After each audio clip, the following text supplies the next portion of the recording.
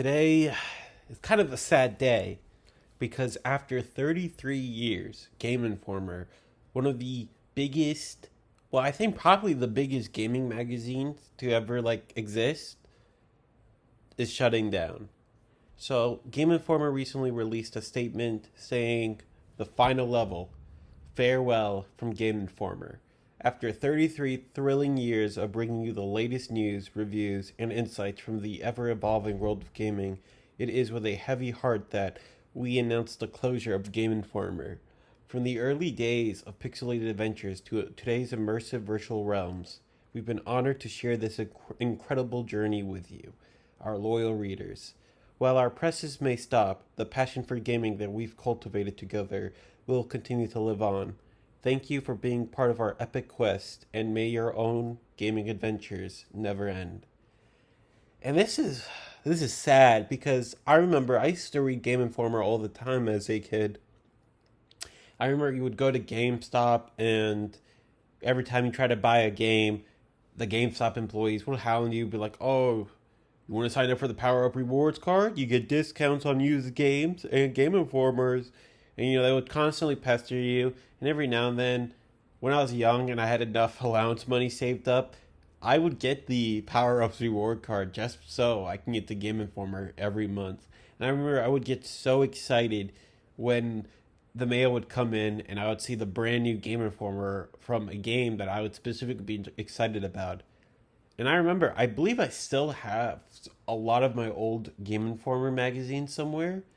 And I remember, I used to collect them all the time. Like, I had the GTA 5 Game Informer and, oh man, a bunch of others. And it's just sad to see because Game Informer was such, an influential brand, Like, it was so cool just to see something on a magazine, to see gaming news on a magazine. I remember Game Enforcer. Remember that? I believe it was their April Fools thing where they would have this little joke going on. I remember they had this one game called Mortal Kombat versus Looney Tunes. Man, that was years ago. But man, it's just sad to see all these kind of brands that you know and love, like Game Informer, Nintendo Power. A lot of these gaming magazines go out of business. And I kind of get it because no one's really reading magazines anymore. When people want to get their gaming news, most of the time they get it from some YouTuber that tells them, "Oh, look at this game coming out," or if they want to get look at reviews, they get the reviews for games from other YouTubers. So the need for these type of Game Informer magazines, gaming magazines, has kind of decreased by a lot over the couple years. And now I don't really know how many gaming magazines are left. I don't think a lot. But even though I believe most people weren't reading Game Informer anymore, it's just still so sad to see because this is such a big part of my childhood.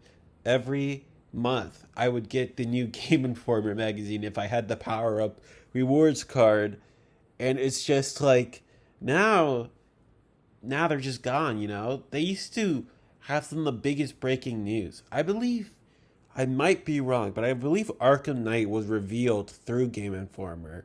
And I remember how excited I was for that game.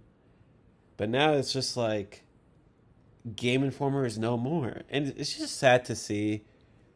And I remember Game Informer used to be a place where I would discover a lot of games that would look interesting.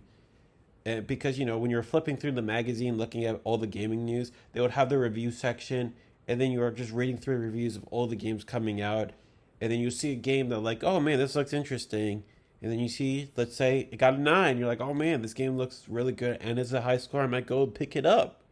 But now, with the digital age, we don't really have that kind of magazine, Game Informer type magazines anymore. We don't really get magazines. Magazines aren't as popular as they once were. And it's just kind of sad to see because, like I said before, when it's come to looking at reviews for games you would want to, you might be interested in, nowadays it's just you see a video in your subscription feed and you would have to go and watch the video to the very end or go skip immediately to the end to see if the review if the score is good or not, instead of just Game Informer where it's just pretty much right there. You see the title of the game, you see the score, you can read through it quickly and be like, "Oh man, that's good. That's a great game. I'd pick that up." Or if that's a bad game, I don't want to pick that up. But now it's sad to see.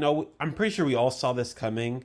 The writing was on the wall, especially that their parent company is GameStop, a company that, let's be honest, they've been struggling throughout the past years, especially with the whole, digital age. People are buying games digitally through their consoles, or just gaming on PC, and they're not going to stores like GameStop to buy games, especially used games.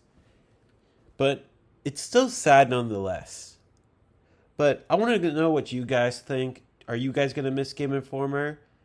And I'll talk to you guys later. See ya.